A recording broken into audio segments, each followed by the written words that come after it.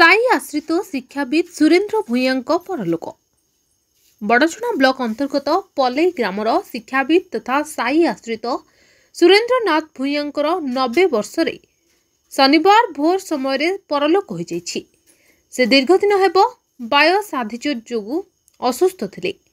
से विभिन्न विद्यालय रे प्रधान शिक्षक और शेष में शिक्षा प्रशासक भाव कार्य करी अवसर ग्रहण करते। सत्य साई सेवा संगठन पलईर आवाहक रूपे कार्य करुले। साई आश्रित भाव में साई संगठन को आगक नेबारे तांकर प्रमुख भूमिका रही।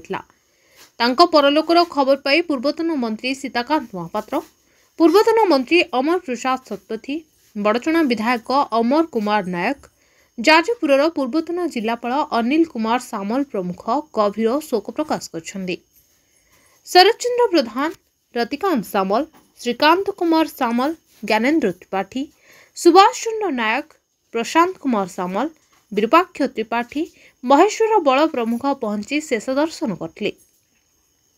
मर शरीर को पलई, बरदा और विक्रम तीरण पंचायत विभिन्न ग्राम परिक्रमा करी ग्राम्य श्मशान रे शेषकृत्य संपन्न करा।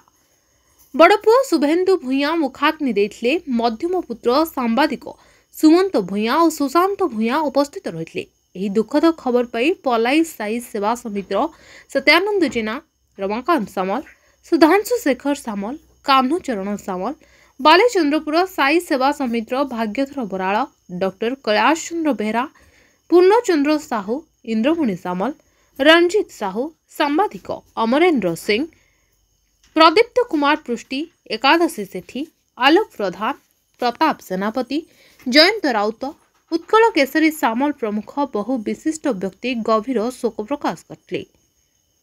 बालेचंद्रपुर एकादशी सेठी रिपोर्ट, द न्यूज टुडे।